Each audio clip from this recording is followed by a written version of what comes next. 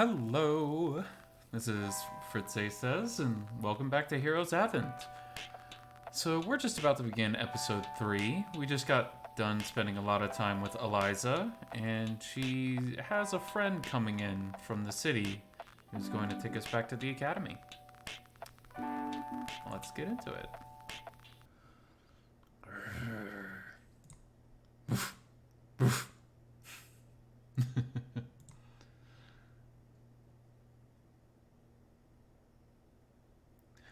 You awake the next morning to the sound of weird dogs barking outside. Eliza's guests must have arrived already. Must be pretty large dogs by the sound of it. You rolled out of bed, cleaning yourself up to at least make a good impression on this visitor. Good to see you doing well, Mom. Likewise, I'm happy to see you arrive this early. You could see Eliza greeting the new guest at the doorstep. He was a rather muscular wolf, husky, Malamute. You weren't sure what exactly he was, but you can't deny that he was quite attractive. Timidly, you approached them as he began to notice you.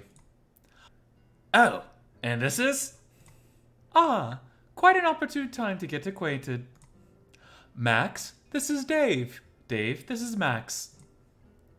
Hi, Max. Wait, isn't that?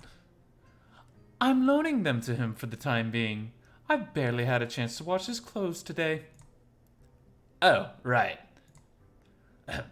Hello, Dave. The canine forced a smile at you, but you could tell he still looked quite taken aback for some reason. I believe you arrived just in time for breakfast, Max. Come. Ah, right away, Mom. You took a plate of food as per usual and sat across the dining table. Eliza prepared a new dish this time around, but you were too distracted by the new guest to really pay any attention to it. He'd already left what seemed like his armor by the coat rack and slipped into a more casual shirt. Judging from the scar on his face and his well-toned body, the canine must be quite a seasoned warrior, or at least someone that has been through a lot. You couldn't keep your eyes off him through the entire meal. Maybe you were just that curious. You also had many questions, but never really found the right time to strike up a conversation with him. I mean, he's right there. He seemed to be chatting away quite cheerfully with Eliza, not once really paying any attention to you. They must have quite the history with each other. After breakfast, Eliza tasked you and Max with the usual chores along with any leftover tasks from yesterday. Despite passing by each other a lot, Max didn't seem too interested in speaking to you. Maybe he's just as distracted by his own work, but you couldn't help feeling quite bad about it. Before you knew it, Eliza was calling you both over for lunch break, to which you promptly joined her by the porch. Max, on the other hand, was still tending to those beast creatures in the stable. Judging by what you heard earlier in the morning, you expected really big feral dogs, but instead they looked nothing like that. In all honesty, you weren't even sure what they looked like based on the animals you've seen back in your world. You had even more questions both about Max and those creatures, but they looked so fearsome that you wouldn't dare take a closer look, nor did you want to ask him or Eliza about it. After lunch, Max informed Eliza that he'd head into the forest to do some hunting and foraging. You thought of asking to join, but seeing how he insisted on going alone despite Eliza's disapproval, you decided not to. Maybe he was quite the lone wolf.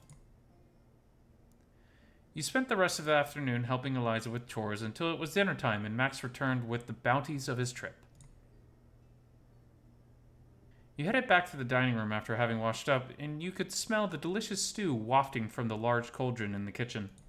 Eliza probably prepared something quite unique to welcome Max. You couldn't help but chuckle a little as well. While Eliza wasn't a witch, you thought of her using a cauldron to make a stew. It was quite fitting.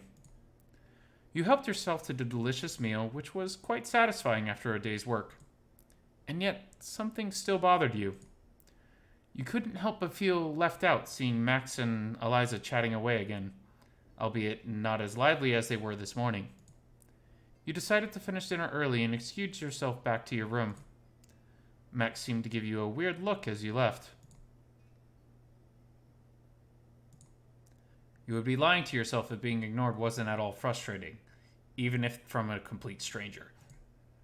With a sigh, you decided to call it a day early, already too exhausted to ponder about this matter.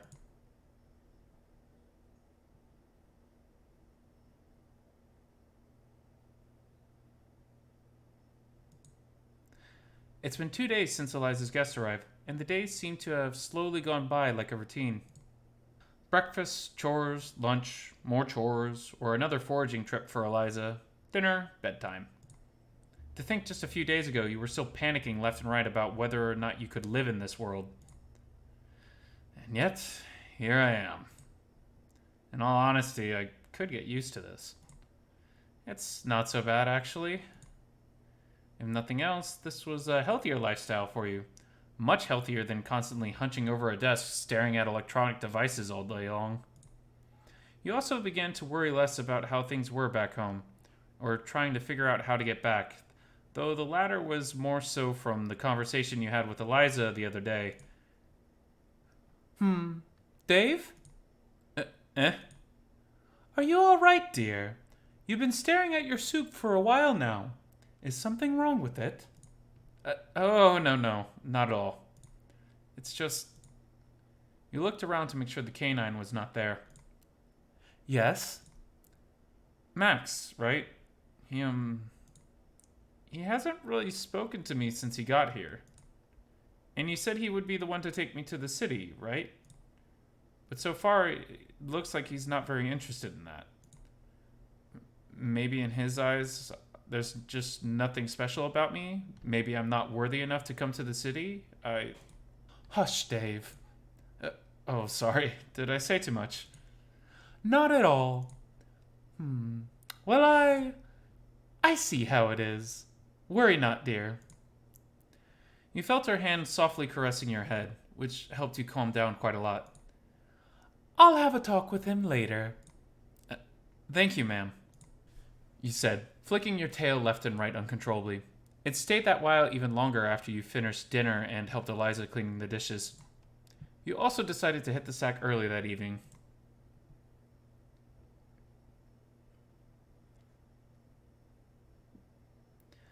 You awake later that night, feeling quite thirsty and wanting to pee at the same time.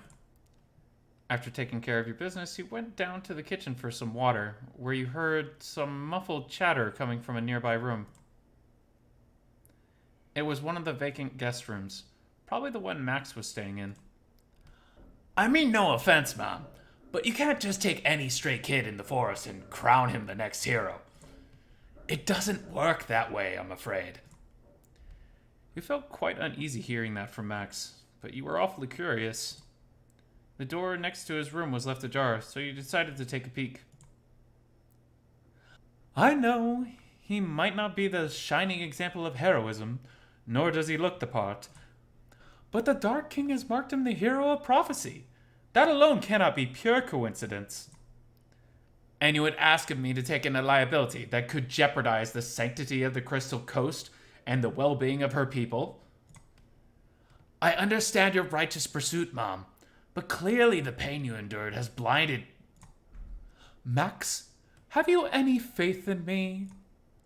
Of course I do, I do not go by that name anymore. And yet you still have the same faith in my judgment, do you not? I do, ma'am. Then please, take him to the academy. Keep him safe. Train him to be one of your warriors if you must. He may yet be the hero of prophecy, and even if he were not, it would not rest well in my mind were he to come to harm. That's a tall order. Well, that kid seems to mean a great deal to you. Very well. I'll take him back with me to the Galatea. It's going to take quite a lot of favors to get him enrolled without being questioned. I believe my name still carries weight among their circles. If you tell them of my predictions, they should make accommodations for him. As you say, Lady Spring. Lady what now? Damn it. You cursed at yourself silently as you barely covered your mouth in time.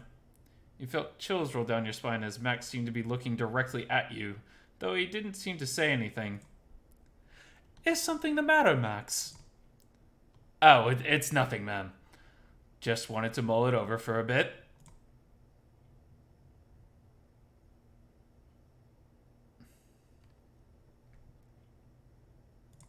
Wow, that was a strange dream, all right. You chuckled at yourself nervously, still unsure what to make of what you overheard last night. After breakfast, Eliza told you that there weren't really any urgent tasks or chores for the time being, so you decided to head outside the house for a bit. Your eyes were wandering when you noticed something out of the ordinary. On the right side of the homestead, you could see Max setting up some sort of makeshift training range.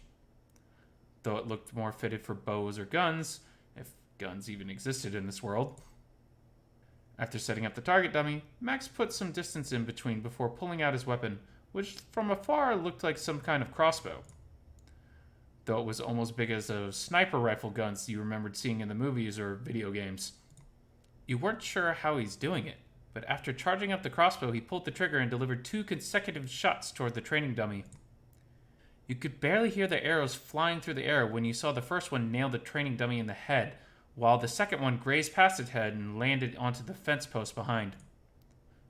Whoa, talk about skilled. Hey, Dave, right? Don't be a stranger. Come. Okay. You hesitantly approached as the canine gestured towards himself.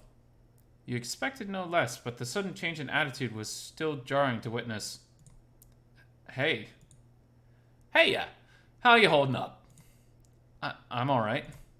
So, why didn't you speak to me at first the other days? Ah, that. Well, I suppose I do owe you an apology for giving you the cold shoulder like so. Normally, it wouldn't take this much for one to put 2 and 2 together, but since you're not from this land, I presume you weren't aware of the situation either. Yeah, I'm afraid not. Like, just this alone is already a lot for me to take in. You gestured at yourself when the canine had a weird look on his face. Huh. So you're saying you could take in a lot more if done differently? What? Ah, never mind. Forget what I said. Okay, so, what's going on in the world, or do you train here often? What's going on? Well, it's a long story, quite complicated even. Perhaps in time I will tell you more about it in detail. For the time being, you just need to know there's an ongoing war against the same king we both know of. And it's a war that's being waged on many fronts. Now even the terrains aren't the only thing that's treacherous. It's getting harder to trust people in the same land, let alone outsiders such as you. That said, since Eliza seems to trust you that much, I'm willing to make an exception. I trust that you won't ever betray that trust. I wouldn't want something like that happening to her. Yeah, well, she's the one to save me and look after my own safety and well-being so far. I don't think that could happen, right? Perhaps not. Yeah. Do you train here often? Actually, no. Not here specifically. I just so happen to have some free time to kill this morning. It's always good to put some practice in often. Keeping your skills sharp is quite important. Not just in my line of work, I believe. Yeah, that sounds about right. So, can you show me some of your moves? Oh, are you sure about that, Dave? Unless you just want me to put on a show, becoming a fighter is not for everyone, you know. You're right, but if this land is in peril, like Eliza said, then it's best that I learn to fight to defend myself, right? That's a good point. Perhaps I could show you some of the basic stuff or two. But first, before you knew it, Max grabbed what looked like wooden swords from a nearby table and tossed one at you. You reached for the sword confidently, only to realize you've tripped over your own foot and fell face first onto the ground. Ouch. Are you alright? Here, let me help. Ow. Thanks. were using swords. But I thought you would use that. Well, yeah, I might be a ranger myself, but all fighters receive the basic training in fencing. Oh. Thus, on guard! The caning assumed the same pose you must have seen musketeers or similar characters would take, then delivered a swing towards you. You quickly held up the sword in what you felt like a defensive stance and braced for impact. The swords clattered loudly as it collided. Strangely enough, you felt yourself flinching from the strike, but your stance never budged. Huh. Well, that's not really a stance, but I can see what you were trying to do there. Not bad, actually. Now, try hitting me as hard as you can. Are you sure? Yeah, don't worry, I can take it. I just wanted to gauge your strength regardless. Max chuckled as he assumed a defensive stance himself, which looked like much sturdier than what you attempted. You gripped the sword the same way you would hold a baseball bat and struck him as hard as you can. The swords clattered loudly, and you could even hear them splintering a little. Oh, geez. Either you hit that hard, or these swords are getting pretty worn out. Either way, not bad. Well, that's enough having fun. Huh? What do you mean? Well, fencing techniques are mostly useful in duels. But would everybody be dueling each other respectfully in a war? No, right? Yeah, people tend to not follow those rules, especially with the likes of the evil king himself. Right. So I can show you a basic version of how it can go out in the field. Watch closely. And battle time! Alright. What do we got here? We got attack, magic, defense, backpack, and running are not allowed. I have magic. Always choose magic. Magic. Tackle. Okay, this is not magic. Full body tackle. Alright, I'm just gonna tackle him. Max. What are you waiting for? Hit me. Dave uses tackle. The don don don. Max takes 2 damage. Okay. Let's see what attack does. Oh, that was 2 damage. Okay. Good try.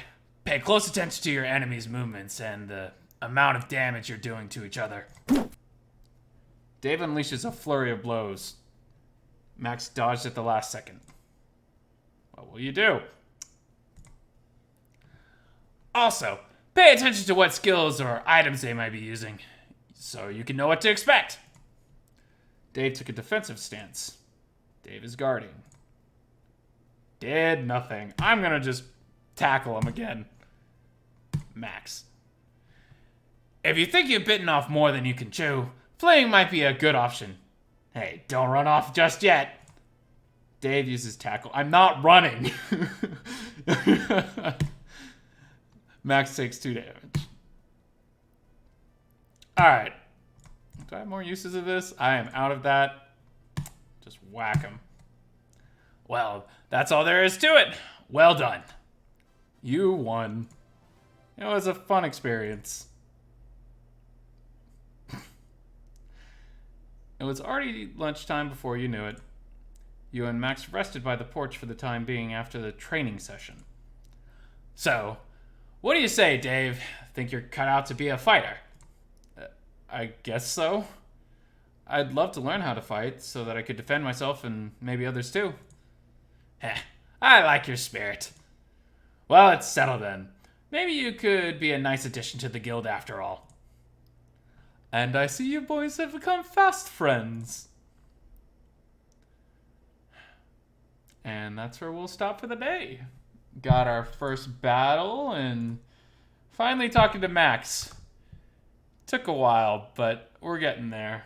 So this has been Fritz-Ay Says, and have a nice day. Ciao.